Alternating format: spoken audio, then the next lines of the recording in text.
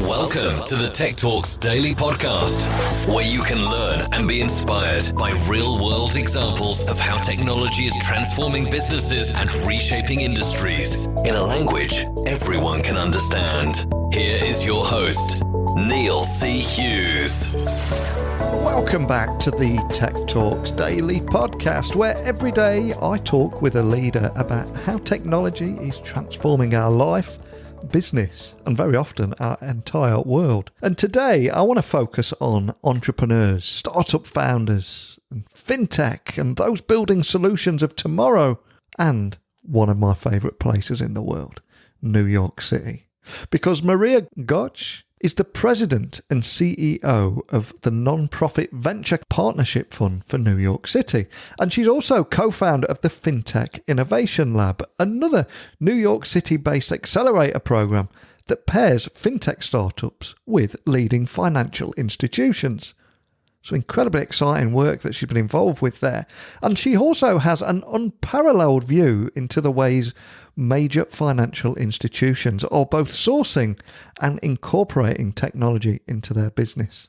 So if you are curious about the state of New York City tech, fintech, the ecosystem, especially given the COVID-19 pandemic this year, and what the tech community is doing to help New York bounce back, or if you've ever wanted to know more about the best practices for fintech startups that are trying to partner with or sell themselves to a financial institution, you're in for a treat today. So buckle up and hold on tight so I can beam your ears all the way to New York City so you can join me and Maria in conversation. So a massive warm welcome to the show, Maria. Can you tell the listeners a little about who you are and what you do? Sure. And great to be here with you, Neil. Maria Gotsch, and I run the Partnership Fund for New York City, which is a sort of unusual structure. It is a nonprofit investment fund. And it's not that we try to make no profit. It's just that we are structured as an evergreen fund. So we have investors. They're typically the large, many of them are the large corporations in New York City and some high net worth individuals. They invested the money in our fund 20 some years ago, but they are not expecting distributions or profits. So if we make money at our investments, it just comes back to our fund for other purposes. We're also mission driven. And our mission is to create jobs in New York City and to grow the economy. So if you look at our portfolio, sort of dual, that mission really takes us in two directions, which are typically not within the same fund. One is more about expanding opportunity for anybody who wants a job to get a job. That's where about 2/3 of our money goes. And the second area is about catalyzing future growth. So that looks more like tech. And there we're focused on trying to support the growth of new sectors, typically tech in New York, that we think makes sense for the local economy, given the assets and the talent that we have here. So we then end up with this very unusual mix of some nonprofit businesses that we've supported, some inner city projects, projects targeted at sort of the underserved community, as well as what is venture capital investments in emerging sectors of New York. I'll give you an example of each. We put some money in about 6 months ago to a company called Mochify, and they're specifically bringing a banking card product to the and underbanked to allow them to participate in the digital economy. And we've got an invested a couple times in a nonprofit in Brooklyn, whose mission is to preserve manufacturing jobs in the city, and they do that by developing real estate for those smaller businesses. And the tech side, I know this will be the focus of our conversation. We run a couple of accelerator programs focused on sort of sectors that we think we can be supportive of, like fintech, and then new sectors like life sciences. It's incredibly cool, the work you're doing here. And I think it's also worth highlighting that for more than 10 years, you and the FinTech Innovation Lab have helped fintech conduct hundreds of proof of concept. But can I ask that you share the story of how the companies went on to be acquired after graduating from the lab, just for any founders that might be listening out there? Sure. So the FinTech Lab actually came out of the financial crisis of 2008, and we started to see some interesting tech activity on the West Coast in fintech, and we're sitting here in the Center of Financial Services and said, well, we gotta get some of that here. So we partnered with Accenture, and we're really the first in the, I think, probably world to explicitly put large corporates around that structure of a 3-month accelerator program for tech companies.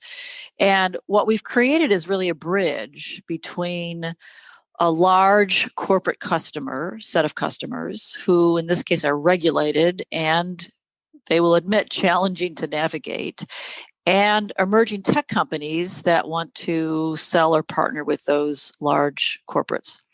And I'm sure you've, based on your technology experience, you've seen the model of a really interesting, innovative, cutting edge technology that gets developed by an entrepreneurial team. But when they actually show up to sell it to a customer, it's not got quite the right fit for what the customer needs. The customer likes the innovation, but there's some challenges about fitting it within their environment. Or that entrepreneurial team thinks they know how the technology can be used, but actually within the large corporation, they have different ideas about how they want to use it.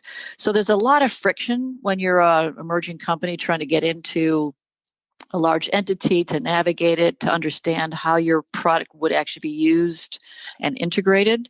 And it's that set of questions and issues that our program specifically addresses.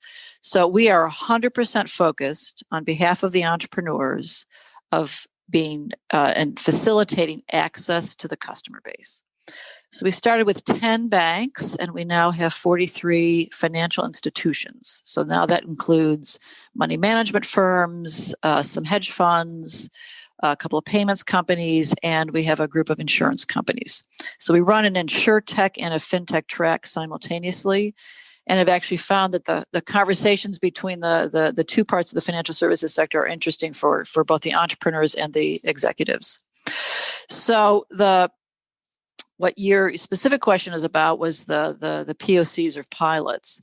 And the companies are selected by the banks. They spend 3 months being mentored by them. And then the first step, as any entrepreneur knows, is typically you don't get a purchase order, but they want to bring you in and do a POC or a pilot. And each of the companies that goes through the program typically exits with 3, 4, 5 POCs that have been committed to or completed at the end of the program.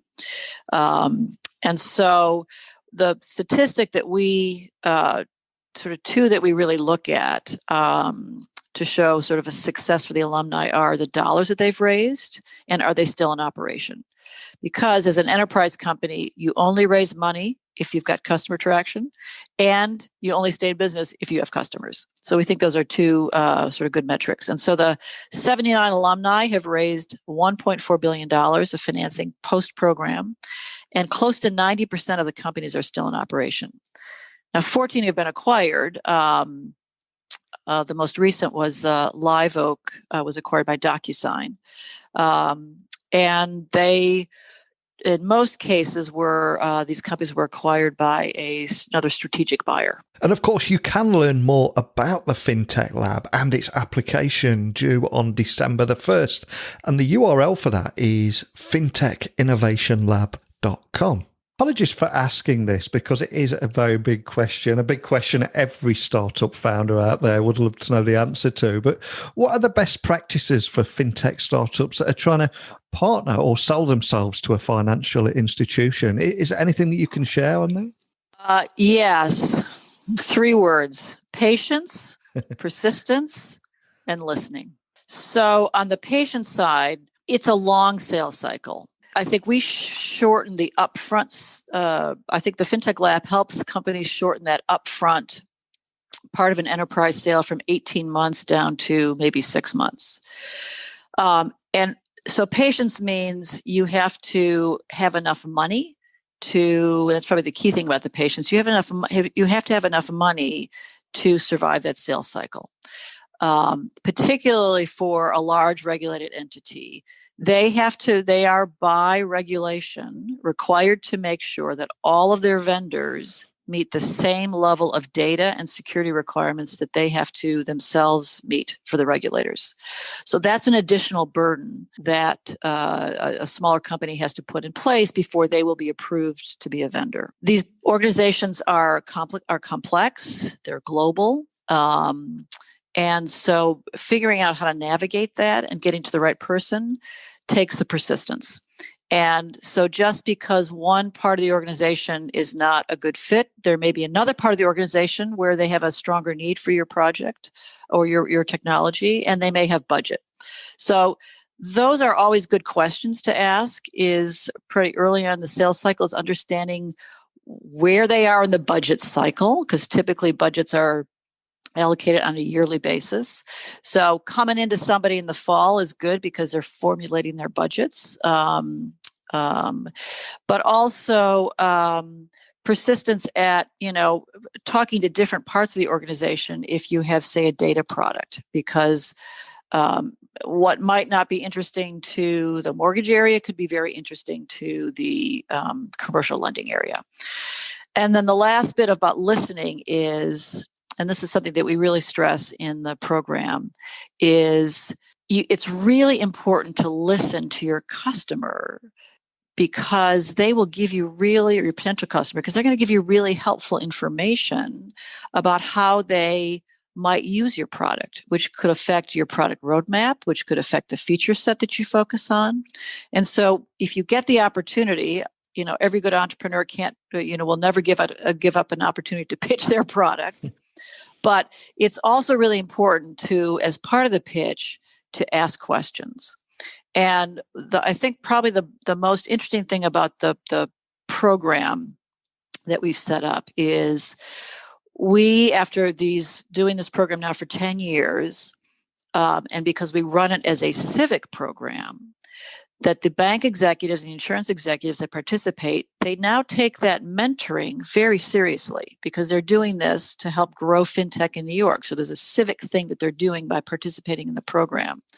And so that means that they are willing to give the companies in the program honest feedback, because that's the deal with them. We don't charge the banks money to participate, but we ask them to give honest feedback. And so as an entrepreneur, you have this really extraordinary opportunity to have the person who would normally be on the other side of the table if you were pitching to come to your side of the table, and they become your champion. And so you talk to them about what you're doing, what your product does, and they'll, in a very honest, open way, say to you, well, that's really interesting, but we don't care about those set of features, or that value proposition that you've put on the table, no one's going to buy it, right? Or you need a value proposition that covers these 5 points. And so for an entrepreneur, figuring out how they're going to position their product, and who they should be talking to, and again, this questions about who's got the budget, who has the need, those are all really valuable pieces of information that get conveyed by the mentoring financial institution executives to the startups. And I'm curious, what type of technologies are financial institutions working to adopt right now, and what kind of technologies are most promising in your view? So we survey the senior executives every year in the fall and ask them what their priorities are. Those are actually published on in an aggregated form on the FinTech Innovation Lab website. So any of your readers can go there to get the specific details. So I'll just cover some of the highlights. So at a very high level, the big shift this year is you need to come solving a problem. So and what I mean by that is, in the past years, showing up with an AI product or a machine learning, natural language processing, AR/VR product was enough to get their interest. Now, however, they've spent a couple of years sort of sorting through and seeing what's out there. They have an understanding of the capabilities, and now it is, okay, I don't just want to know about AI. I want to know what problem you're solving with that AI. So thinking about how the newer technologies are applying to real world problems is really an important sort of shift if you're an entrepreneur. So just showing up with AI is not going to be enough anymore. But there's a big interest in each institution is at a different point of their migration from their own data centers to a cloud. And so there's an interest in looking at tools that can facilitate that journey. Again, because they're all in different points, it's really important for the entrepreneur to sort of, again, do that listening up front and understand where are they in that journey. So you know which part of your cloud migration technology can be important.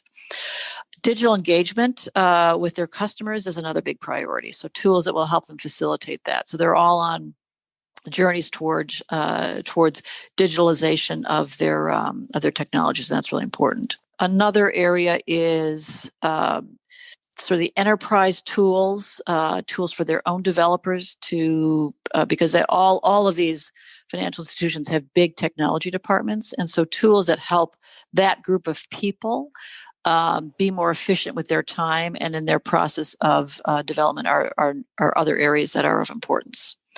Specifically on the insurance side, people are looking again also at the digital client engagement and automation of processes is a high priority for the insurance industry as well. But as I said to your listeners, if you go to the FinTech Innovation Lab website for New York, there's a pretty detailed list of 12 different areas that people can take a look at. And I'll add one caveat, which is they also are interested in things they haven't thought of. So if your company has a really interesting solution or technology that's not on that list, you should still think about applying because they are also very open to sort of new things that they haven't thought about. And over the years, you've been called New York City's Fintech Ecosystem Architect by Institutional Investor magazine, and also are known for having an unparalleled view of the ways of major financial institutions and how they're sourcing and incorporating technology into their businesses. But again, I'm curious, what have been the biggest lessons that you've learned during your career? So I think it's a couple of things. You have to, for the enterprise sale, it's all about relationships, right? It's not about it's a very different process than direct to consumer marketing. And so that's a big part of what we do, how I spend my time is on these relationships. And I think kind of the proof in the pudding is in a virtual environment, we had really extraordinary continued participation by the financial services executives that are the sponsors of the FinTech Lab program. So everybody showed up. They made themselves people were a little bit more accessible because they weren't on airplanes or going to conferences themselves.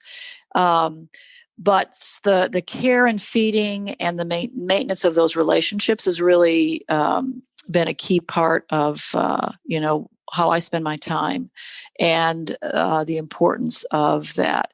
And I guess the lesson for the entrepreneur is, particularly when it comes to financial services, is be mindful of that.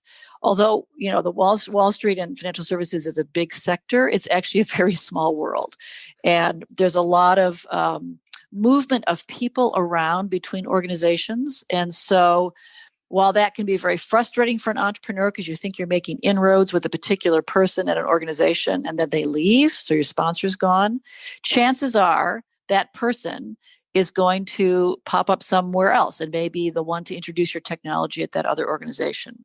So being mindful of the fact that relationships are so key and making sure that you develop relationships, and it's a little bit more than just a sales relationships, will stand you in really good stead for building your business.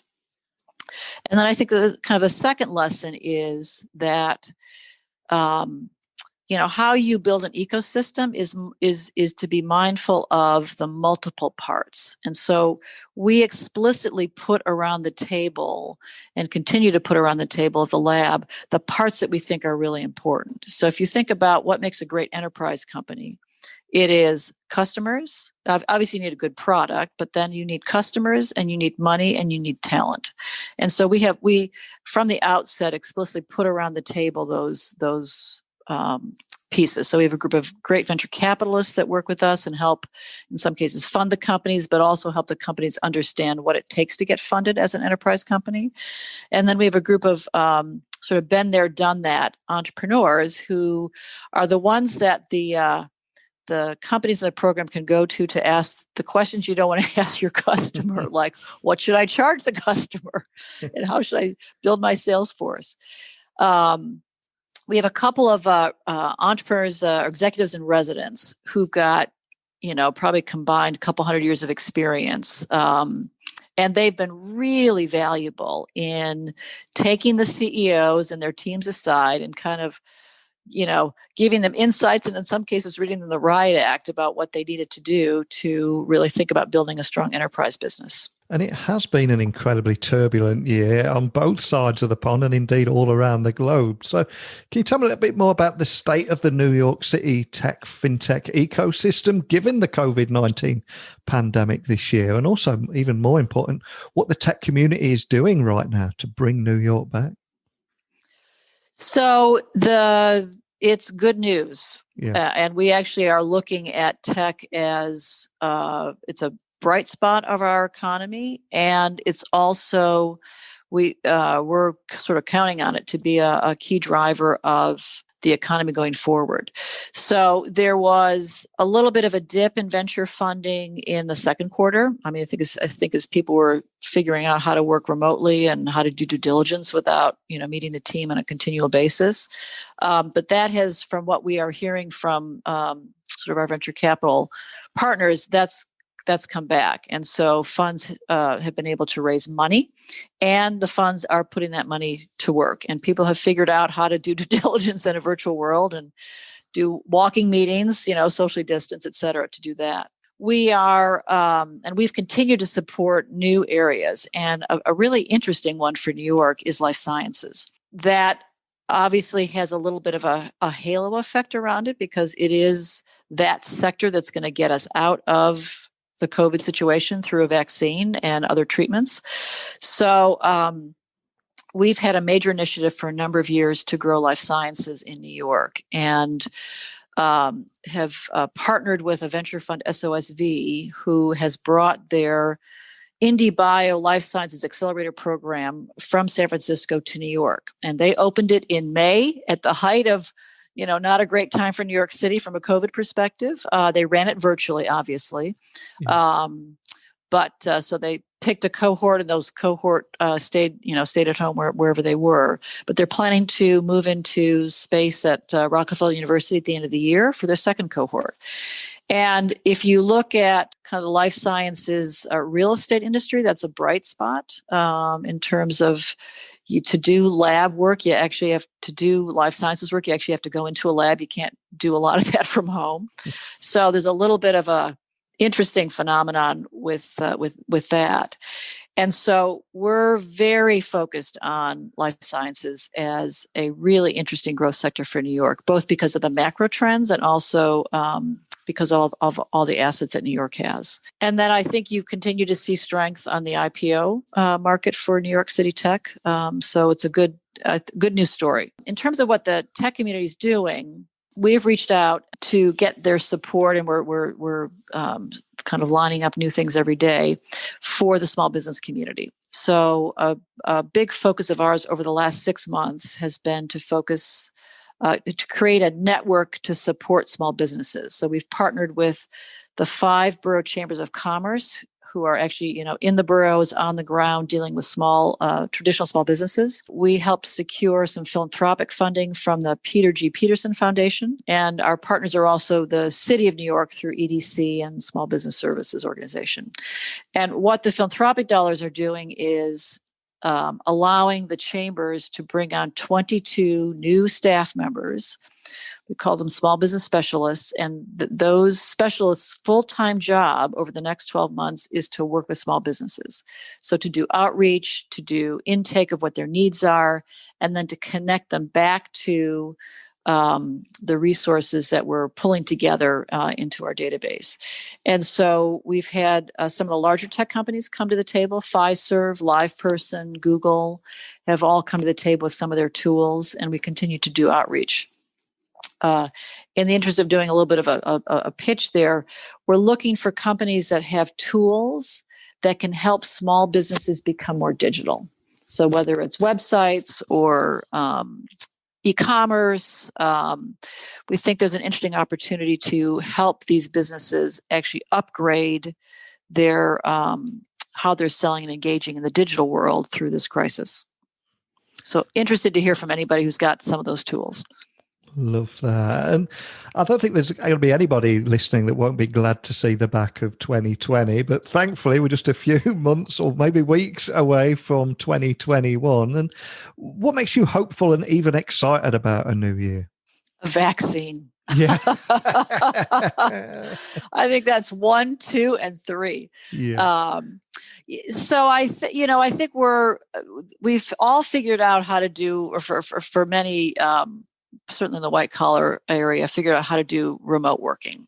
But as you talk to people, there's definitely a sense that there is you're working off of a reserve of social capital that's been built up amongst an employee base over the years. And so that is not going to likely last forever. And particularly if you want to onboard, and you're a growth tech company, onboarding new employees, people are doing it, but we're hearing it's getting, there's some issues. And so I think we're going to end up into a different place in terms of how people work. Probably, though, more of a flexible work than 100% remote work going forward indefinitely, because of this issue of social capital, and that we are social creatures. So I think the vaccine obviously allows us to facilitate people obviously getting back to work. And so I think that is the big thing that everybody's looking at, is to be able to come back and do more things in person, because there's really no substitute for that. And then I guess specifically, we're obviously excited to get a new class of the FinTech Lab. So our applications are open right now. We think although we are optimistic about a vaccine, we'll still probably be virtual for the first half of next year, and think that we have a really interesting way for entrepreneurs to access the financial services sector at a time when there are more limited venues, given that we're all remote. And then thirdly, life sciences. I really think there's we're seeing some interesting companies that have gone through the first cohort that are tackling really big problems around food supply, industrial waste issues, as well as life sciences. So we're excited to see the new crop of that as well. Well, I've loved chatting with you today. But before I do let you go, for anyone listening that would like to find out more information about the work that you're doing online, or even contact your team if they've got any questions or even suggestions, what's the best way of doing that? So for those of you that still use email, there's info@fintechinnovationlab.com, all one word. Our Twitter handle is @FintechLab. And for LinkedIn, it's FinTech Innovation Lab. And those would be good ways for particularly the financial services fintech companies to reach us. Excellent. Well, I do think you're in the enviable position to know what types of technologies financial institutions are working to adopt, and what types of technologies are most promising. But most of all, I love the fact that just saying AI is not enough to get you in the room anymore. But, right, exactly. But thanks so much for sharing your valuable insights with me today. I appreciate it. Thank you, Maria. My pleasure. Really enjoyed the conversation, Neil. Wow. So many great insights from Maria there. And if you are a startup founder, I'd love to hear from you. What were your takeaways from today's interview? And wherever you're listening to this podcast in the world every single day, I want to hear more about you and the tech community in your area, and what your city is doing to bounce back. Because I always say at the end of every episode that technology works best when it brings people together. So please, this is your platform too, to speak to me and share your voice, and let me help you and your hometown bounce back in 2021 too. So please email me with your questions, pictures to come on the show, thoughts, insights, experiences, whatever it may be. Email me now, techblogwriter@outlook.com. You get me on LinkedIn, Twitter, Instagram at Neil C. Hughes. And my website is simply techblogwriter.co.uk, where you'll find over 1,400 other podcast interviews for your inspiration and listening pleasure, and also ways that you can work with me, whether that be launching your own podcast or letting me take care of your business blogs. But I'm sure you've heard more than enough of my voice for one day. I hope you'll join me again tomorrow, same time, same place. So a genuine thank you from me for listening. If you can't make it tomorrow though, until next time, don't be a stranger.